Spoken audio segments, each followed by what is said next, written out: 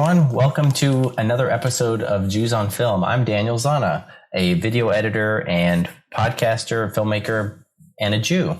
As always, I'm joined by my co-host, Harry. Hi, Harry. Hey, everyone. I am Harry Adensasser. As always, I'm still a Jew. And as every day passes, I get farther and farther away from being a film major, but still about a year ago. So I'll keep that on my resume. And we are excited this week to be joined by our guest, Emily. So why don't you introduce yourself, Emily? Hey guys, thanks so much for having me on the podcast. I'm Emily Alhadeff. I am a Jew also, and I live in Seattle. I am a writer, editor, sort of Jewish journalist that can't get out of the industry. And I'm excited to be here to talk about our film.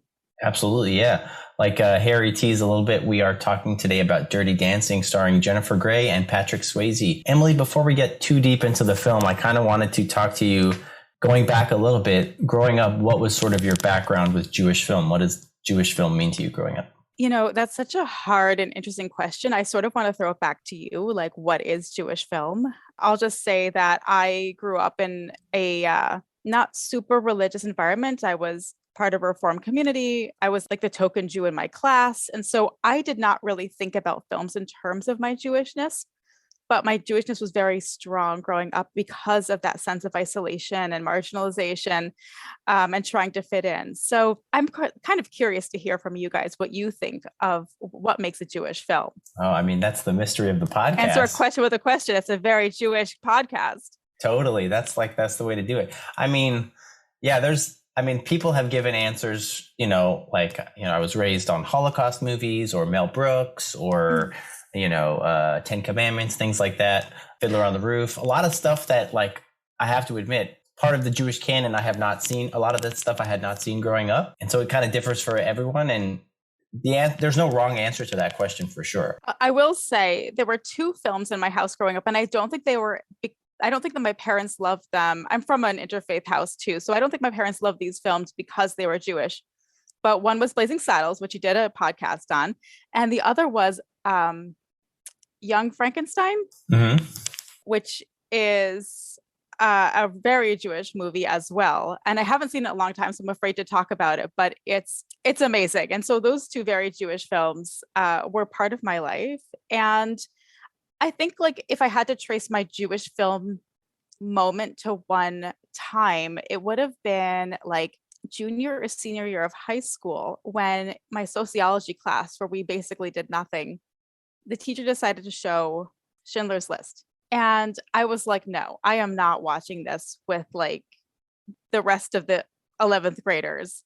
I'm the only Jew in the room. It's really awkward. I feel like there's just too much going on here. And so I rented it and watched it on my own, like all 4 hours of it, and just wanted to process that by myself. And so that sense of Jewishness really wasn't present in like our cultural, like we did the holidays and we had a very Jewish, we actually did Shabbat dinners almost every Friday night. I was very active in my temple. So we had a lot of Jewish culture in my home. But as far as pop culture went, it was really sort of peripheral, like, oh, that actor is a Jew. Oh, that's a very Jewish thing.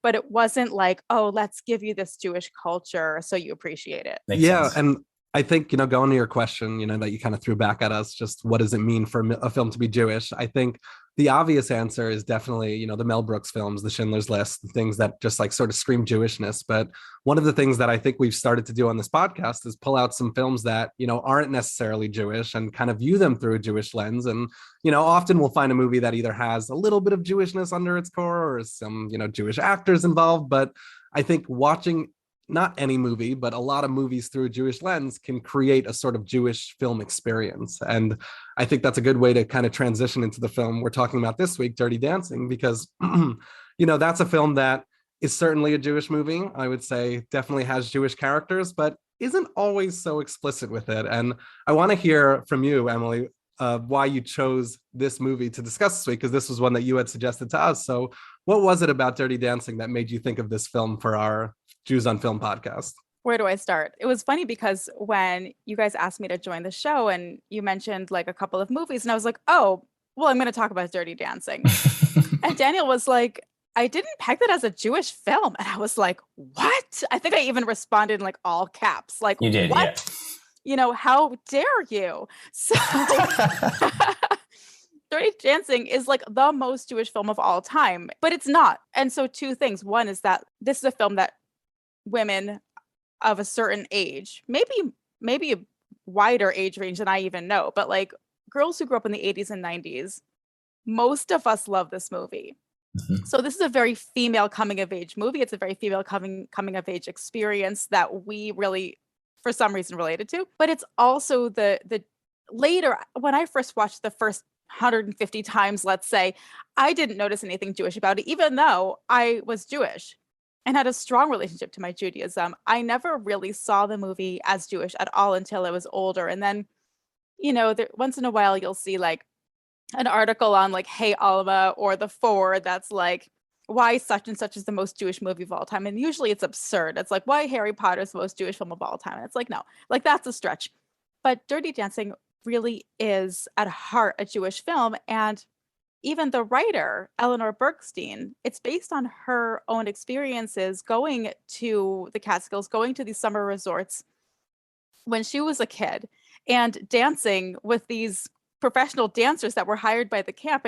And she's a Jewish woman, and she herself admits that it's a very Jewish film. And I think if the screenwriter herself says it's a Jewish film, like we can go with something here. Like it's not a total stretch. I think before we get too into it, I do want to hear from IMDb Summary correspondent Harry Ottensaucer. For those who are new to the podcast, Harry reads us the IMDb synopsis of the film before we dive right in. All right. So I pulled two from IMDb this time. One is about 10 to 12 sentences long and probably gives away too much. And the one that I'm going to go with, because we don't need to spend the next 5 minutes of this podcast going through the summary, is just a one sentence quick one. So we're going to have to do the work of explaining some more of the movie as we go through it. But I'll give the quick summary just to get us started. So it reads, spending the summer at a Catskills resort with her family, Frances Baby Houseman falls in love with the camp's dance instructor, Johnny Castle.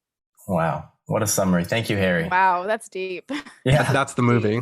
We could stop here. I think we got it. Well, before we get too far and have the time of our lives, why don't we take a quick break and we'll be right back to get into the film Dirty Dancing.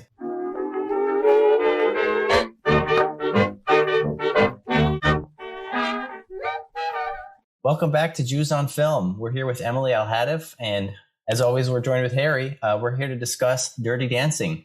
So let's get into it. Where to start? We're in upstate New York, but it was actually filmed, I believe, in Virginia. I read some Wikipedia notes. They had like other shooting locations, but the idea is that I think we start in the car. Is that right? And Baby is in the car with her family, and she's going with her sister to the resort. I believe it's called Kellerman's. I don't understand why they're treated so specially when they get there. Like they pull up to the resort, and Mr. Kellerman, the owner of the resort, rushes to their aid and helps them out. But I couldn't quite because Baby's father, is Dr. Houseman, had saved Max Kellerman's life. Okay. And he says, if it weren't for your father, I'd be standing here dead. So he's praising them for being this really excellent doctor. Yeah. See, this is why it pays to have you on the podcast. You get all the details. Like I see it once and I already forget. Like you didn't spend like 25 years of your life watching this over and over again, so you're forgiven. It helps. Yeah. Well, one thing I'll say I noticed after watching kind of through the end of the movie, it was something that I was waiting for the whole time, but never really shows up, is I think like them even using the word Jewish or Jews. I like, as much as this is such a clearly Jewish movie, and we'll go through obviously where that is, like they just never actually say explicitly that anything is Jewish. So one of the scenes that I remember in the beginning, that like I was looking for like the hints towards it. So, one of the characters who's kind of like welcoming everyone to the camp says, there's baseball for all you Sandy Koufaxes. And it's like, if you know, So like close. that's, Right. the famous, exactly, the Jewish baseball player, and he's talking Jewish, and they talk about schlepping things. And, Right. there's hints that I'm sure I'll point out throughout the rest of the movie, but like, they get there. There's no like, welcome to, your fellow Jews. Welcome to, this Jewish retreat. It's just, we're going to summer camp or whatever the vibe is. I wonder, like, if we take a step back, like, I wonder why that decision was made to like be so explicitly undercover Jewish as opposed to like say the word Jewish or this and that, like you were mentioning. Like, do you think it's just to appeal to a broader audience and not have it be so over the head with the Jewishness? You never know what goes on through the process of screenwriting, and the writer wrote this originally and nobody would buy it, and it like languished in Hollywood for a decade. Right. So who knows, in the process of trying to change it, what happened. But I suspect that it's very true to her own experience, which Hmm. wasn't an overt Jewish experience. Right. This was the 1960s where it was like the prime of assimilation. Jews were really becoming integrated into American culture. And when I think about it, Baby, the main character, is a little older than my parents' age in this movie. So when Hmm. I think about my parents and their memories and my cousins and relatives of this time, it's like their whole lives were Jewish, but they were also just not. Like Hmm. they were living these very integrated, assimilated lives. They were going to public school. My mom wanted to go join the Peace Corps, just like Baby wanted to do. Right. Right. Like Right. people, this was the world that they were in, and that sort of sense of like, yeah, let's have a nosh, and that Right. nostalgia didn't need to be there because it was like already so much a part of their lives. I think that's my guess. Sure. I think that totally makes sense. Can we talk about Baby's name? I feel like, the beginning, she's a baby. Towards the end, the famous line, Nobody puts baby in a corner. she's still baby.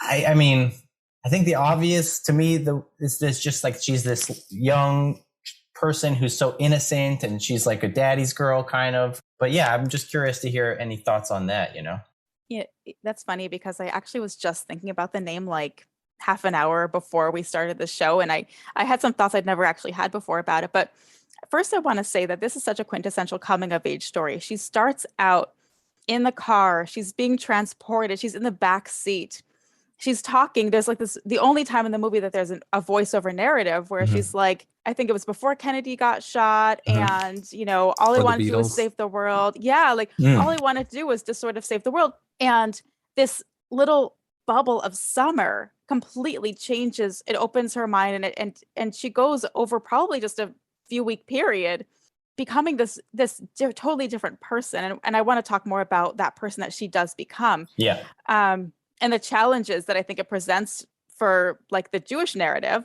Mhm. But at the very end, the only time we hear her name is when, after Nobody Puts Baby in a Corner, that's like the famous line that I think is the least important line of the whole film. At least less important Yeah. than I carried a watermelon.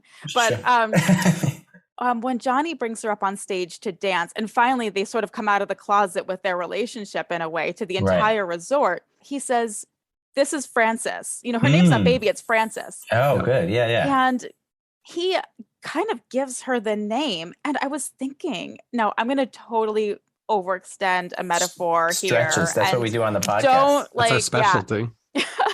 as a former English major, I do this a lot. Like, do not like take this seriously. It's sort of a stupid idea. But I had this thought that it's sort of like in Jewish tradition, we don't name children right away. Mhm. The boys wait 8 days before they get their name. Yep. Girls usually the Right, first right, Shabbat right. they get their name, and before that they're just Baby or like Oh, whatever, like wow. whatever you want to call them. Right. Right. And she, for this whole movie, is just Baby. And then in Right. the last scene, this guy announces her name.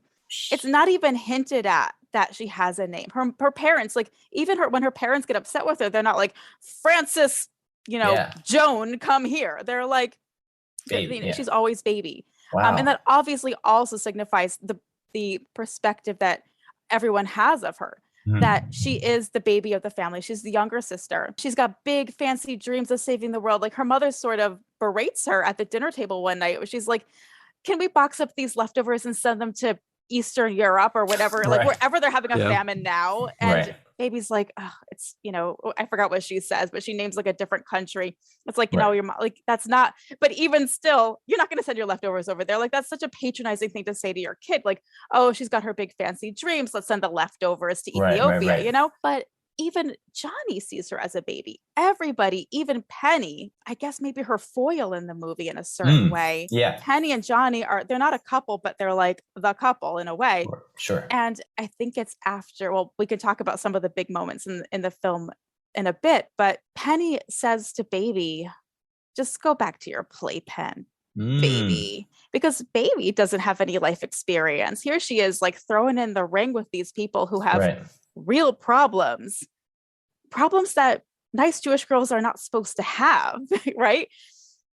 And everybody throughout the movie sort of like thinks that she's not enough, or kind of in a complementary sense. She's not enough, but also her ideas about the world are so big, they're just childish. Like Johnny says to her, you think everybody's so great, but they're not. Like, look, I'm dealing with these people. They're jerks. He doesn't say it literally, but he's got that whole kind of speech where he's like, you just think the world is so rosy and you can fix it, fix it. You can fix everything. You can't fix this. I've been fired. Sorry. Spoiler, everybody who hasn't seen this movie 35,000 times like I have, but you like, I just got fired and you think you can fix it and you can't.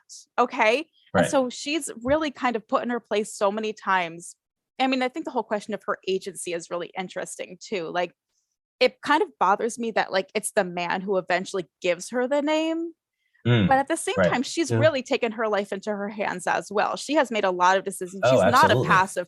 She's not a passive protagonist. Totally. Even though at the end, you could say like it is sort of an knight in shining armor kind of moment. I don't know. I don't actually believe that, but you could kind of see it that way. Holds her up. Yeah, exactly. Yeah, he holds her up. Right. I mean, gosh, like how symbolic. Like a trophy. You know what I mean?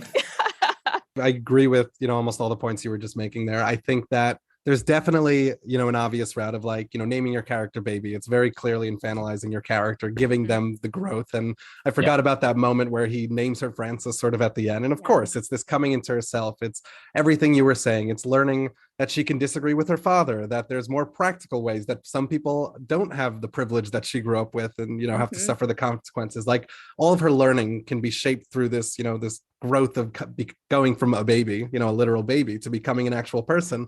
But I definitely want to follow up on your Jewish lens because, stretch or not, like, let's make it a little more Jewish.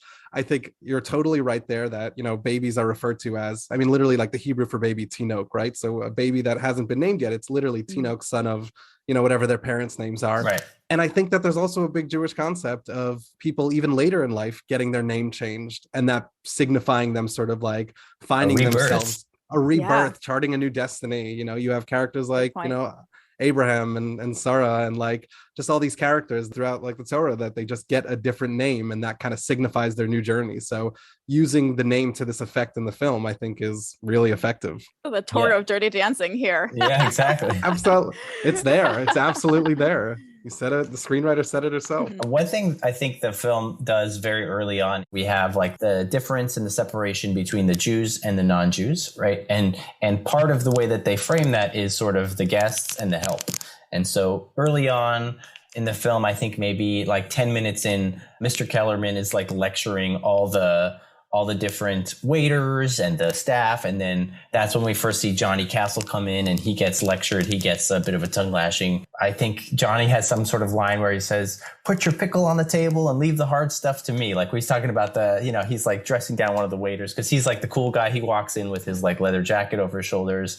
And she's like, whoa, okay. Baby sees him, I think. And yeah, I think it's very interesting because that sort of duality helps set up the dynamic in terms of baby being this person who's like a Peace Corps person going to help out those who are underprivileged or who need help. And so as the film progresses, as we sort of get introduced to the idea of who Johnny is and what he does, essentially what Johnny Castle and Penny do is they are the dance people. So, when we have line dancing, we have all sorts of events going on at the hotel. And so they come in and they're sort of the ringers who really know how to dance and they get the vibes going so that other people can kind of feel inspired and dance as well. And so that is when Baby sees Johnny and Penny first do their dirty dancing.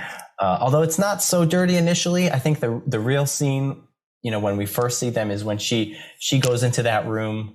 Kind of alluded to a little bit, Emily, about the watermelon is, after sort of one night of boring activities, she follows someone who's getting some watermelons and she helps him bring it upstairs. And sort of that's where the door opens and the red lights bathe her face and bathe all these bodies that are there.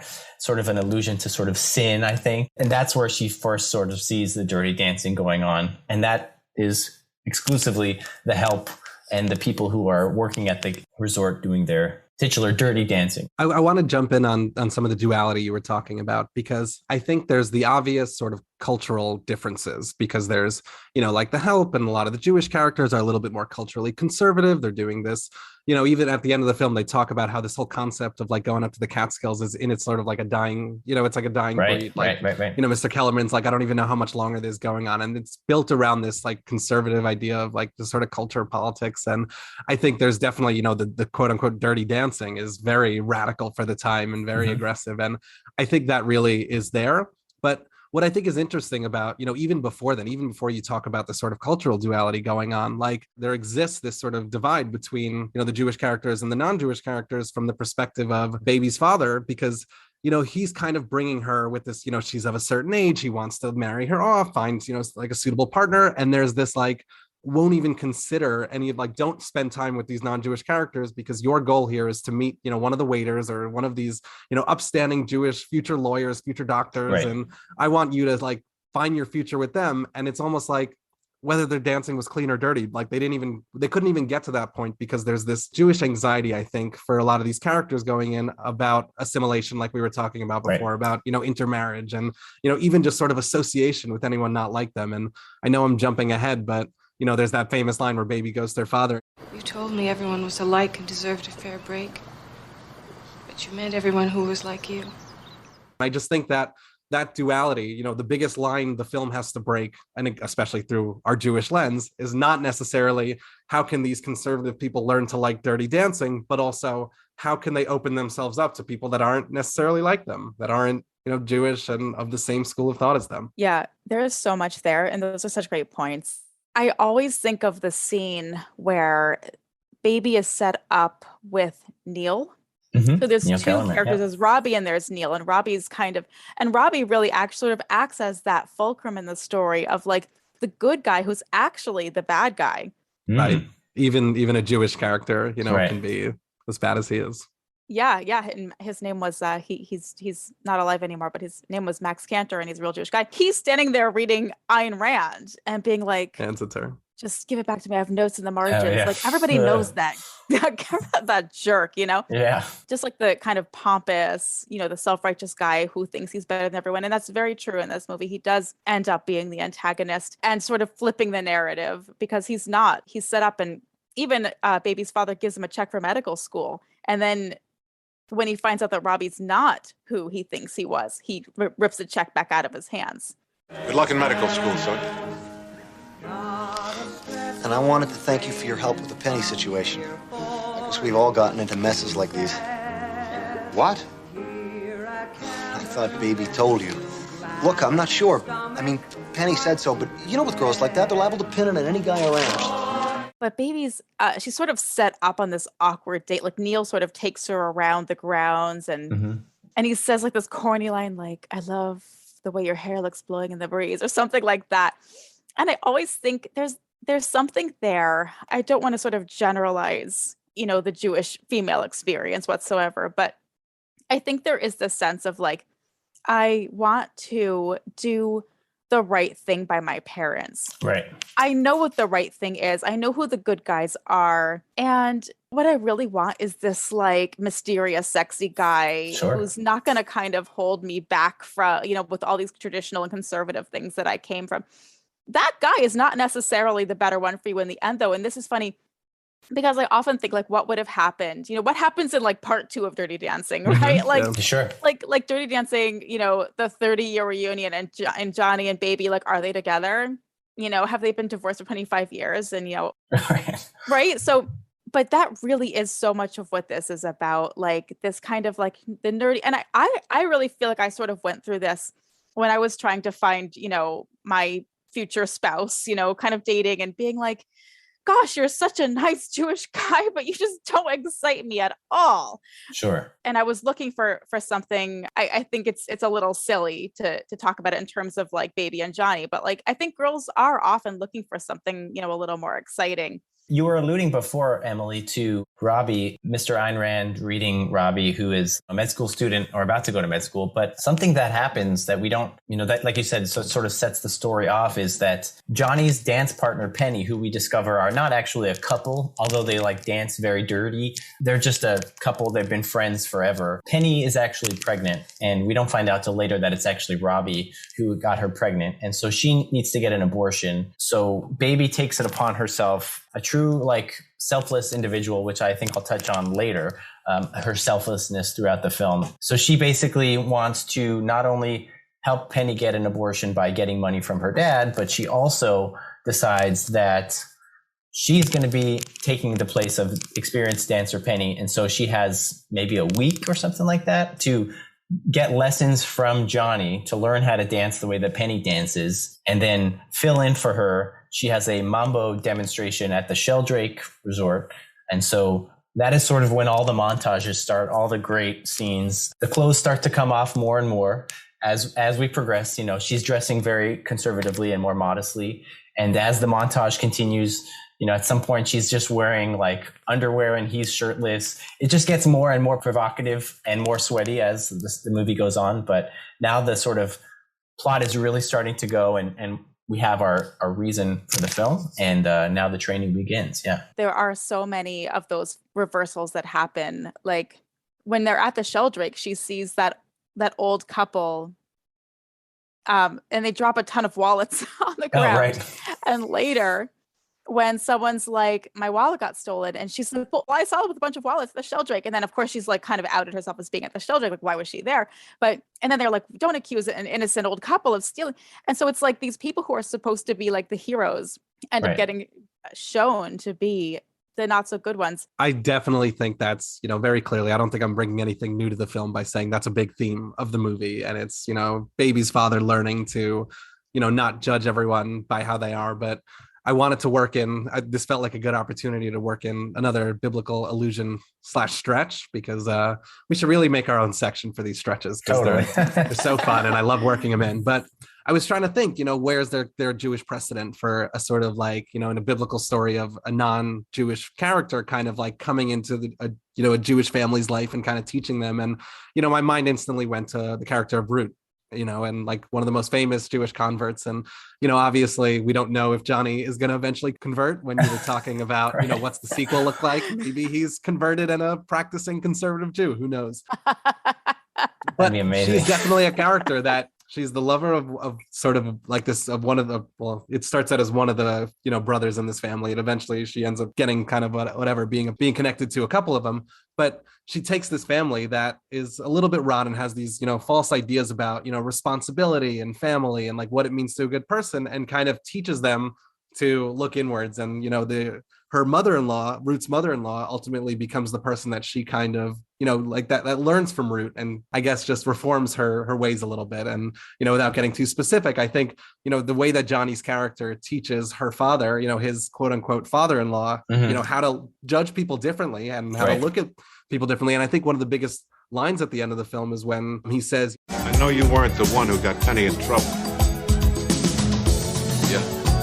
When I'm wrong, I say I'm wrong. and his sort of big apology to Johnny. It's just again, a little bit of a stretch, but I definitely think that there's something here about sometimes, when you're in a little bit of an insulated community, when you're on this, summer program surrounded by all these other Jews, it takes learning the perspective from someone else that you might have otherwise, cast aside to see, oh, maybe I've been thinking about this differently. And that I think is one of the big things that the movie's trying to do, whether or not it's intentionally alluding to Ruth the way that I'm going to say that it is. Yeah, totally. Well, there's also just one other aspect of this that's really, I think, critical, which is this time period and the way that Judaism eventually evolves. Like, I talk a lot about how American Judaism is really its own religion, and it's very much shaped by American values of inclusion and universalism. And this is really a movie, like, if you want to talk about the Jewish values of Dirty Dancing, which we definitely do, there's so many of these things that you can pick up and be like, oh, that's so Jewish. Oh, that's so Jewish. For me, the fact that they're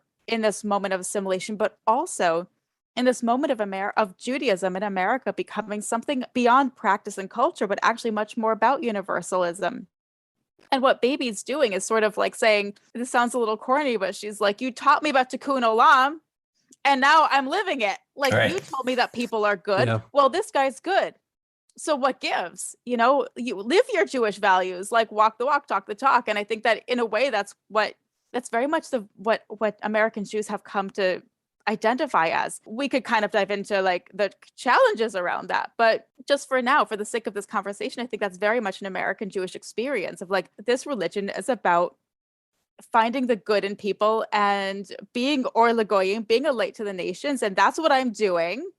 And this is the person I love as a result. And you told me that I could do that. And now I'm doing it. And she does say they have that big speech with, on the porch, and it's like misty, and and like that point you referred to earlier. And she says, there are a lot of things about me that aren't what you thought.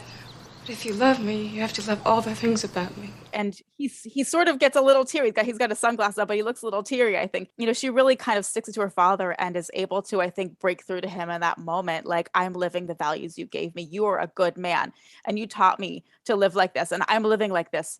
So, you know, what are you going to say to me? So she learns how to dance. Baby learns how to dance, and she is picking up the moves, and she... You know, I love the scenes. Like I said, you know, they get more provocative. She gets better at it. She starts out with like 2 left feet. And I love the scene where like Penny is grabbing her hips and guiding her along. And she's like stepping on his toes, and they use a little bit of humor and kind of recurring gags and things like that. And eventually she gets to the point where she's like really good. And, you know, she has this performance. Another thing, you know, that happens is Baby is able to, once Penny has her abortion, she has some complications. So she then runs to her dad in the middle of the night and grabs him and gets him. And he picks up his bag without any question.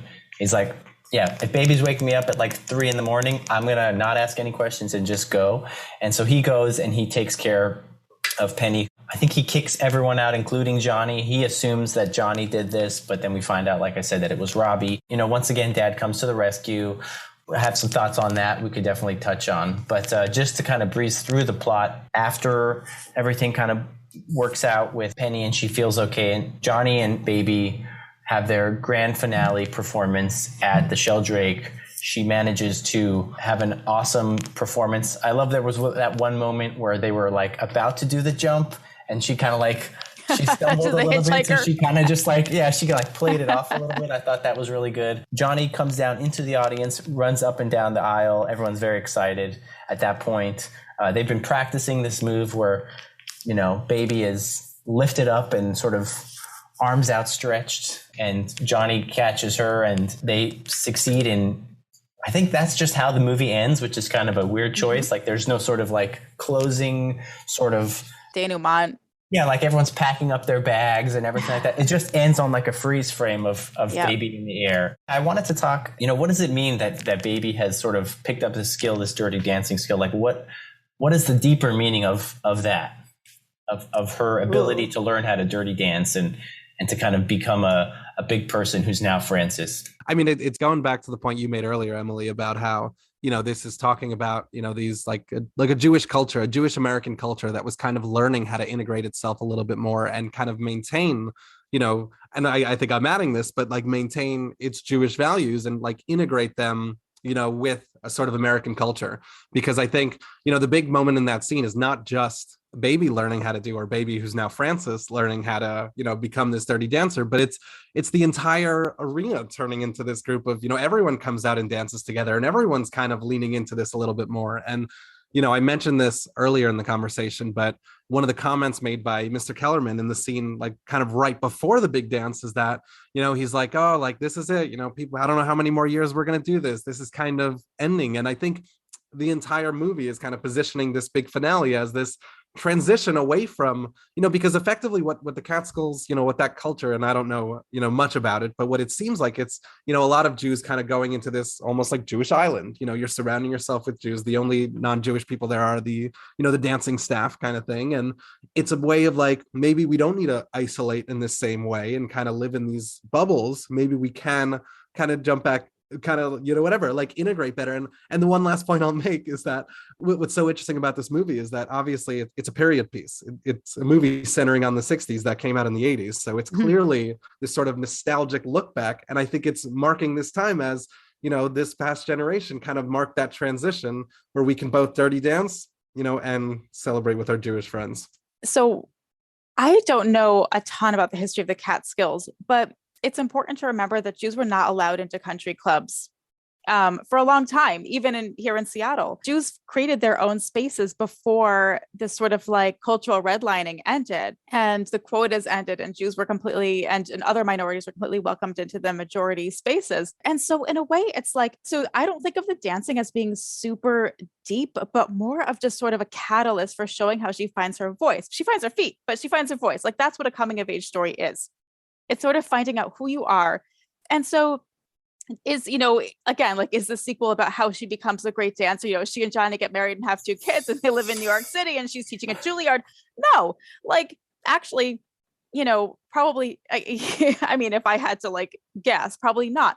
But that's really just a tool to show how she comes of age. But it's also kind of this coming of age for an entire culture. Like Jews were excluded. And the thing about exclusion is that it's bad. It's marginalizing. You have fewer rights usually, but you also sometimes have a stronger community because you have to kind of work it out with yourselves. And so you go and you create this space for yourself with your own people. The shtetl, like we look very nostalgically at this time of the shtetl. The shtetl was probably horrible. Like when you think about the sanitary conditions and like women dying in childbirth and just like the poverty and the inability to kind of move out and move up in the world. But at the same time, it's a very nostalgic time that we look at because people were together. Like it was, they got together at their tables. They had meals. They just had each other. They had nothing else. There were no other options. They couldn't leave. I mean, Fiddler on the Roof is very much like kind of the dirty dancing with Shalom Aleichem. Like, like this is about a woman who wants to leave the village. This is exactly the same story. The dancing is really her way of finding herself, but it's also the time period of that. It's ending because the world is changing. The Beatles are about to take off. Martin Luther King is about to become this iconic figure and change American history. JFK is going to change American history. Jewish isolation and insularity is really about to end. So it's not just about this one individual looking at herself and saying, how do I want to live in the world? And how am I going to shed my identity? It's not so much like Fiddler in that way. It's not like Fiddler in any way, but like in that kind of thematic sense. It's not that I want to shed my identity because my family is holding me back and my culture is backwards and regressive and everybody sucks and I want to go marry the Russian soldier. But I want to break out of this. And guess what? We're all kind of leaving anyway. Like this is the last summer. And that's also this wonderful theme about Dirty Dancing is that summer of love. And I think a lot of people really, I know I always wanted a summer of love. I'm still waiting for a summer of love. So like, I think maybe summer camp is really special in that way. I never went to camp, but like, my family went on a vacation every summer to Maine, which my mom went to the Catskills as a kid. And by the time she was like 12, they'd already kind of left that culture. So by the mid 60s, by 1960 or so, they had already moved on. We still had like this very quaint, like we stayed in a cabin, we went to the beach, we just like sat, we didn't really do anything. It was very family oriented. And there was something so romantic, like, oh, like, this dream I think a lot of girls have of like meeting that. And I think boys have this dream too. Maybe you don't want to admit it, but like, you want to meet that person on the beach who like, it's your first kiss and like the world opens up and you meet someone who's not from your 7th grade class or your bar mitzvah class or that your parents didn't introduce you to. It's your own thing and it's warm and there's this whole kind of like really nice like vibe going on and that sense of summer being temporary. So it's like I can open up here and this doesn't have to be my entire life. So in a lot of ways, I don't think when I think of Baby, going on past that summer, I don't think of her of like, dropping all of her dreams to go like, marry this dancer who's just trying to make ends meet. But rather that he is sort of the device, and that experience of the dancing is all about her self-revelation and her becoming a woman. I wanted to talk about, like you just mentioned something that made me think about, you said temporary, the temporary experience of the summer camp, and like the idea that Penny could be pregnant and this could be more of a permanent thing as opposed to like a temporary thing.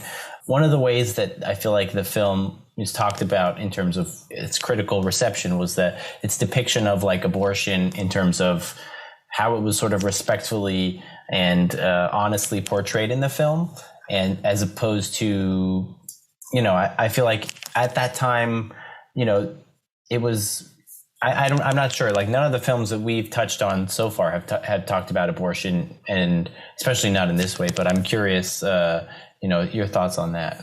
Kind of a funny story was that it took me like 10 years before I even realized that she'd had an abortion. I was really sheltered. I came across this movie when like an older cousin played the soundtrack for me when I was like 9 years old. I saw that it was going to be coming on TV, and I asked my mom to record it for me. I was like maybe 9 or 10 years old, and she was hesitant, like, this is kind of a grown-up movie. So she recorded it, but she hit stop on the VCR at that moment. Oh. Not during the abortion actually, but this like really light kind of sex scene that Baby and Johnny have, even though like compared to today's movies, like it's nothing. It's like so tame and like actually really well done. But she hit like stop, and like so we would watch this VCR, this old videotape for like 15 years. Mm-hmm. And it would always go and go into static for like a second. And then it would be the next morning, and you're like, I don't know. Like for years, I had no idea what happened when she hit stop. Just that's to show you like sort of how much I really didn't understand, and how much I was really, I think for a long time just reacting to this movie very viscerally and like from a romantic point of view. It wasn't till I was like much older that I was like, I didn't even know what really abortion was, I think. And I was like, I just took everything at face value. Like, he came with a rusty knife and a folding table. It was awful, Johnny, help. And like, I was like, something happened. Like, I don't know.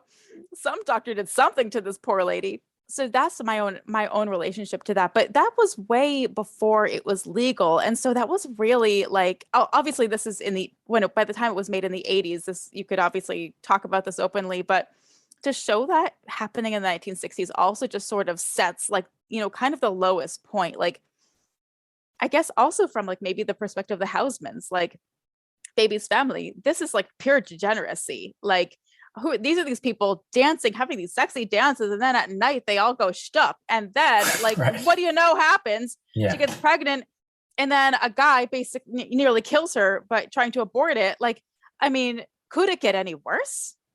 So I think that also, I mean, that's a really interesting device that the movie uses.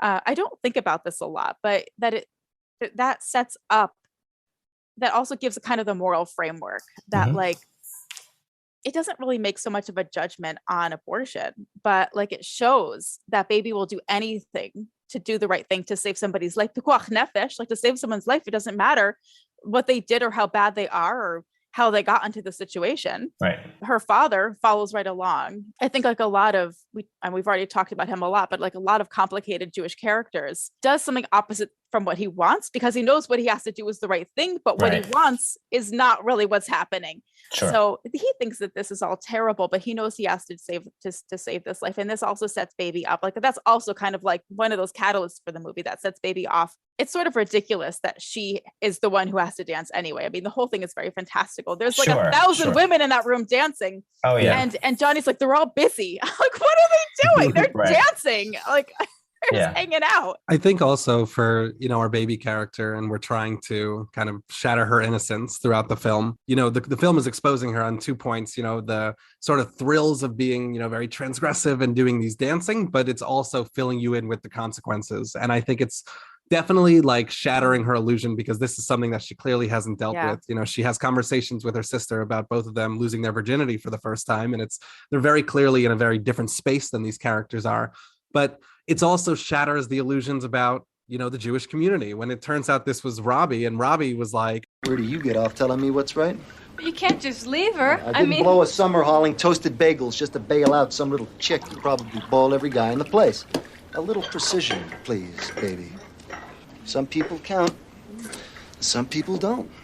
Like, there are people in the Jewish community who are terrible people are dealing, in sex in this, very, sort of crude and unfair way. And it's just like, I think it's just showing us, like, if this movie was just Baby being exposed to, look, there's a fun way to dance and you can defy your parents, like, it's her not being a baby anymore, but then she's entering this sort of like teenage angst, like, we can fight back against our parents. And that's growth, because she really is like this, father loving child in the beginning of the movie, but it's not the same as her recognizing not only like the fun you can have being transgressive, but just sort of the weight of your actions. And, that's furthered obviously when she's talking to Johnny about him like losing his job. And he's like, I don't have anything. My dad doesn't accept me for my dancing. And it's like, the film really gives us all sides of what it means to mature, I think, throughout the film. It is such a morally complex film, and it's also so light and fun. Like, I went through so many years of watching this every weekend with my girlfriends, not ever picking up on the moral complexity at all. Like, just, wow, what a good time she's having. Lisa, she says, tonight's the night. And but Baby doesn't stop her, so Baby, who's so concerned with doing the right thing, she goes, oh, Lisa, kind of like, I don't think you should, but she can't say. There's a lot of secrets in this too. Like, I can't say that Robbie is sleeping around. I can't say that he got Penny pregnant. I can't say that I'm sleeping with Johnny. I can't say that I just went and danced in like makeup and barely any clothes at this other hotel. Like, all these things she can't say. I can't say that I saw this. I can't say that I saw that.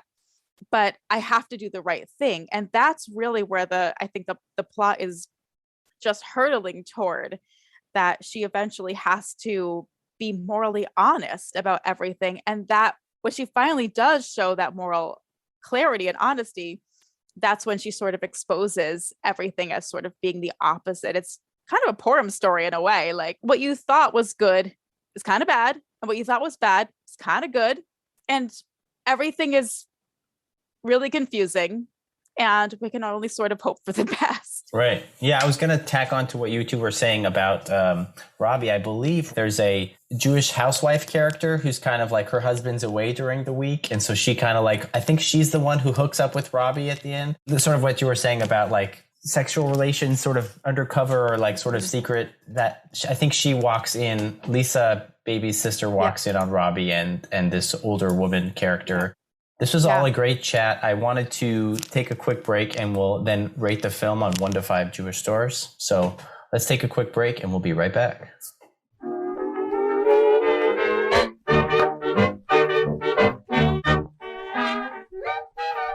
Welcome back to Jews on Film, everyone. Now we're going to shift to the second part of the podcast, of the conversation, where we discuss and rate the film on its Jewishness. We're going to go through, as always, we're going to go through its content, its themes, the production of the actual film, and then hopefully come up with some final scores to talk about how Jewish it is. So Daniel, why don't you get us started this time? For sure. Thanks, Harry. I think I'll start with the cast and crew. I feel like Jennifer Grey, comes from a Jewish background. We have Jerry Orbach in the film, Wayne Knight, who is, he plays Newman in Seinfeld. He's like the comic as well. Patrick Swayze, I don't believe is Jewish, or Penny, but I think that makes sense. And then the writer, for the film.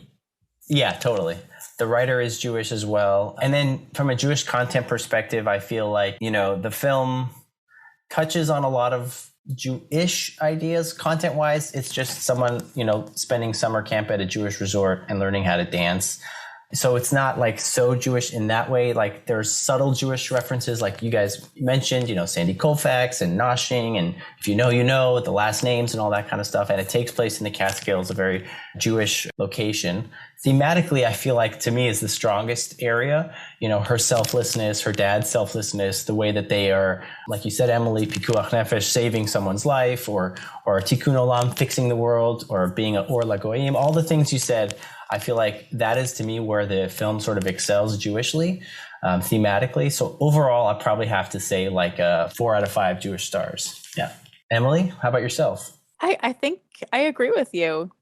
I really struggled when I was thinking about this, because it's not overtly Jewish. Even subtle Jewish jokes like Mel Brooks kind of throws in that, like, or even just like a Yiddish kind of like over the top thing.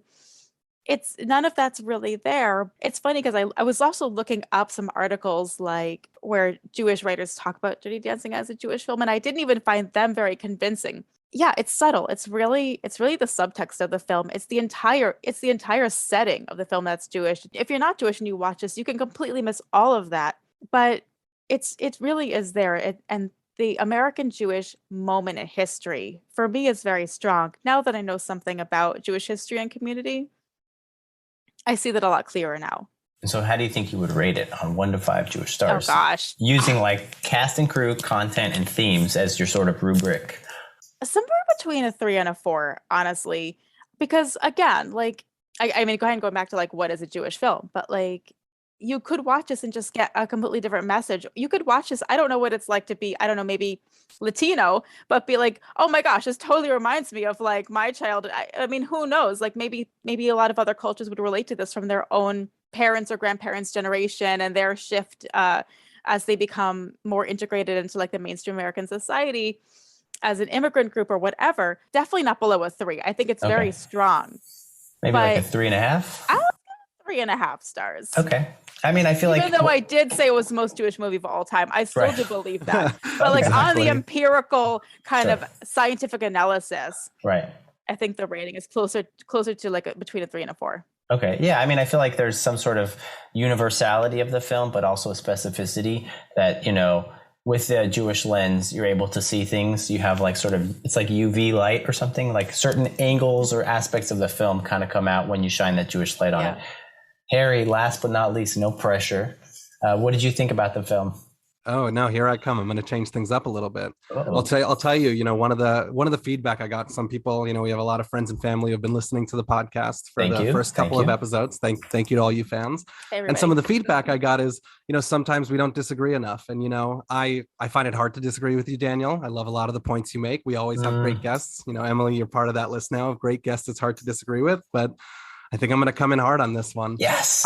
I like the point that you said, Emily, about the subtext, that this film is like, the subtext of this film is so clearly Jewish. You know, talking about the production of it, you mentioned that, you know, the writer of the film, Eleanor Bergstein, is Jewish and clearly wrote that into the subtext for sure. Like it is there. I think everything we mentioned in this discussion, maybe some of the stretches were a little too stretchy, but beyond that, I definitely think there's a Jewishness. The cast is Jewish, and this is a story about a Jewish family doing a very Jewish thing, going to the Catskills and, you know, feeling some anxiety over like Jewish assimilation or Jewish, you know, intermarriage. And I think it's so clearly there, except it's not clearly there because it's totally subtext. And but you know, you're not the first person to tell us like Dirty Dancing is the most Jewish movie ever. And we've heard that from other guests. And I've heard that in conversations with people like, do you remember this movie? Oh yeah, it is so Jewish. But you know, like you were saying, reading reviews and stuff, I've heard about this movie. I had never seen it, but as someone who, you know, enjoys film, I've heard about this movie a ton of times, and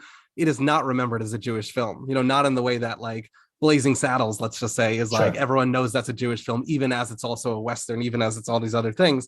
No one talks about Dirty Dancing like a Jewish film, and it's moments, and I agree with you that nobody puts baby in the corner is a funny line because it doesn't really mean much to the rest of the movie, and it kind of comes out of nowhere. Like, what does that mean to be in the corner? Like, I guess she was sidelined in that scene and she happened to be standing in a corner of the room, but like so random. It's so random. Yeah. And when people talk about the dancing and when people talk about the sort of cultural liberation and her learning to dance and, you know, like back, you know, pushing back against this cultural society, like that is all there, but it's just you kind of exist outside the Jewishness. And I think from the Jews that we talk to that have a personal relationship with this movie and its Jewishness, and through our lens, you know, I would give it a 4 out of 5, a 4.5 out of 5. But the movie kind of exists without being Jewish, and it doesn't even use the word like Jews, Jewishness. Sure. You know, there's the word rabbis thrown around once I caught, but you know, I don't know. I think it's there and I won't deny it. I'm not going to pretend like we didn't just uncover a lot of Jewishness in the movie. But I think the movie at itself is just not presenting itself as a Jewish film. It's not explicitly Jewish. You can absolutely watch this movie front to end and not even catch the Jewishness if you weren't, you know, watching it through that lens. So, but that's so Jewish. Right. I love that. There's something sort of meta and just like under the surface about, you know, slipping in that sort of subtext of Jewishness. But I'm going to give it, I'm not going to go so far down, but I'm going to say 2 out of 5 Jewish stars. Okay. So there's that heel turn. There it is. It's not more Jewish than not, you know, it won't cross the 2.5, 3 line, but it's not absent. Obviously, there's some Jewishness here. Obviously, the Catskills. We talked about Sandy Koufax, but it's not really a Jewish film, ultimately. No, I hear that. I mean, I hear the arguments for both, and I can certainly see like how one could see it as a Jewish movie and also not a Jewish movie that has Jewish undertones. I have Emily, to push back on one thing please. though. Like, have you yes. guys ever been talking to somebody who you didn't know and you mentioned that you're Jewish and they're like, oh, I didn't know you were Jewish? Has that happened to you guys? Because you don't have like super Jewish, like it's, I think all of us have names that can like. I'm bearded and I have glasses. It's kind of, like, I have a very Semitic look. I have maybe passed in the past. Yes. You have, right. Okay. Yeah. And I mean, my maiden name is Keeler, and I could totally, get by without anybody knowing I was Jewish. And, but then you tell them that you're Jewish and then they go, oh, yeah, that makes sense. And you're kind of like, why? What? Like, what are you talking about? Like, should I be offended? Should I be flattered? And I feel like this movie is like that too. It's like, it's not Jewish, but then you're like, then you point out, you think about it, and then you're like, oh, that makes sense, right? It's like sort of that Kaiser Soze moment of like from Usual Suspects, where like you or Fight Club with the Tyler Durden reveal, but you have those like flashback moments, and you're like, oh my god, yeah totally.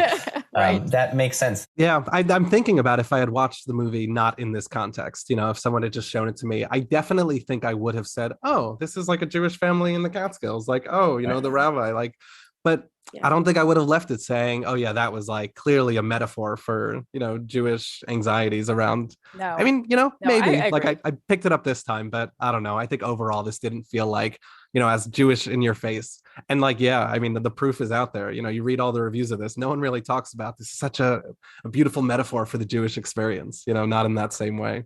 Yeah. No. If anything, it's the metaphor for the Jewish anxiety or the Jewish tension. Right. I also do love though that like it ends on a really nice note, and nobody suffers too much at the end. Like it does end on a nice note. Doesn't Robbie get water poured down his pants? Yes. Robbie, yes. The villain. I forgot about that. Yeah. Baby like takes a pitcher of water and just is like, maybe she has found out that it was Robbie, or maybe this is beforehand, but he does something to deserve like a whole pitcher of water down his pants. So he does get his comeuppance. And the dad, like you mentioned, he does rip up the check. Yeah. For some reason, I guess he's giving Robbie money. I wasn't quite sure, but he kind of like rips it up and just throws it, and everyone just starts dancing and fun times are had. It really is like such a perfect kind of like tying of the loose ends at the end of the movie. But yeah, I mean, listen, I watch this probably every weekend for most of my like teen years, and I really never picked up on the Jewish elements. Yeah. So I think you have a really good point, and I think it's really funny that neither of you knew anything about the movie until like last week. But yeah. No, I mean, I'd heard of the movie in passing, but I had never thought of it. Like I said, that doesn't count. I was waiting the whole time for the big leap, the leap and carry. I've seen that moment. I've seen parodies. You have to wait to the last, like the credits. They really kept me waiting, but you know what? I felt like I earned it by the end of it. I'm like, I earned this moment. I struggled with these characters. Like you sat so through affecting. all those montages of her clumsily dancing. You're like, all right, I got to see this leap of faith actually happen. Emily Alhadeff, thank you so much for being here on Jews on Film to talk about one of the most Jewish films of all time, apparently, Dirty Dancing. Emily, is there anything you'd like to plug? First of all, thank you so much for having me. This was so much fun. I write a Substack for the Seattle Jewish community. It's called The Cholent. You can find it at thecholent.substack.com, and you can subscribe. Please subscribe. Newsletters come out just about every Friday with news mostly about the community here, but also about events in the wider Jewish world. I'll put a link to the podcast in this week's newsletter or whenever this goes. And I also have my own podcast on the Call-In app, which is a live podcasting, a live social podcasting app. And you can actually call in with questions. And that one is called While You Were Sleeping in Hebrew School. And that is a place where I try to address basic Jewish concepts that a lot of us missed because we weren't paying attention in Hebrew school.